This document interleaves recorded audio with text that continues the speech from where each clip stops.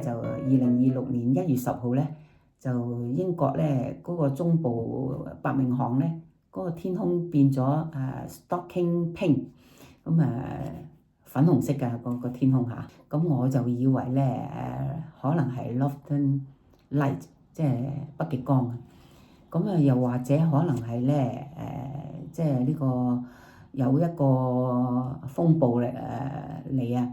之前嘅前奏曲係咪叫 Winter Storm， 咁即係影響到呢個蘇格蘭嘅中部個地區降雪而影響嘅，咁而罕見嘅呢個咁嘅現狀咧，就叫 Pink Snow Scene， 即係粉紅色咁樣飄雪嘅景象嚟喎，咁真係好靚啊！咁原來咧睇落咧，原來嗰個謎團咧就係因為咧嗰個天空有降雪啊，咁而咧因為嗰個厚雲咧喺個高空嗰度反射咗光線，而亦都證實到咧呢個光源咧就係呢個伯明翰嗰個球隊個主場啊，聖安德斯球場嗰度咧，佢就用咗 LED 燈造成導致到咧個城市咧個夜空咧一片耀眼粉紅色嘅喎，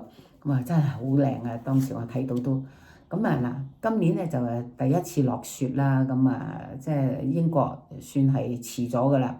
咁我就知道咧應該咧可能我已經適應咗啦。咁又喺1月6號咧，喺呢個時間咧喺北極嗰個寒流捲入去法國嗰個北部，同埋咧英國南部亦都帶嚟咧呢個暴風雪嘅結冰啊！咁影響到咧啲列車運作啦，亦都導致到咧萬戶家庭斷水斷電喎。咁亦都咧交通又延誤啦。咁尤其是蘇格蘭咧有250間學校停課，亦部分咧都停課咗5日啦。咁都幾相當嚴重啊嚇！咁而蘇格蘭啦呢個英格蘭啦威爾斯咧都俾呢個風雪咧嗰啲鐵路啊航空啊全部都受到影響啊嚇！咁其實咧尤其是而家咁嘅冬天雪地咧，呢個暫時嗰個天氣咧將會持續到下個星期。咁呢種暴風雪咧，只係西歐先至造成咁不便嚇。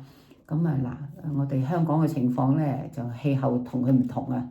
咁就算打10號風球咧，都冇事嘅，係過門不入㗎嚇，亦都係福地嚟嘅，即係咁梗會跳過嘅喎。我哋香港人真係好幸運嘅。咁而呢個天災咧，如果你其實咧，當氣温如果下降到嚴冬咁咧，其實都要有啲危機感㗎嚇。尤其是我哋移英嘅港人咧，就唔好當閒事啊。咁要學得求助嚇。尤其是咧嗰個喺個雪路嘅馬路上咧，都係一個學問嚟㗎。你揸車啊嘛，咁香港人咧喺香港就唔會有雪地嘅馬路揸車㗎嘛，咁冇呢個經驗。咁但係咧即係有喜事嚟，你真係不知所措嚇。咁隨時咧山崩水漲㗎嘛。咁你喺屋企咧就真係要學下咧儲水儲糧，同埋咧去英國咧，你應該要天寒地凍嘅時候，你要懂得點樣去保護個喉管啊。咁你亦都要準備啲走佬袋，即係預防萬一啊嘛。咁要有啲即係要有啲危機感啊嘛，就係話。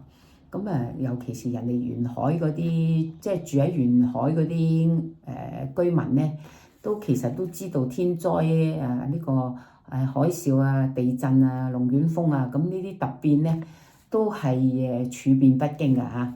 咁但係咧即係我哋英國咧叫做尚算幸運啦，斷水斷電啫未至於好嚴重。咁平時咧真係要注意下咯喎。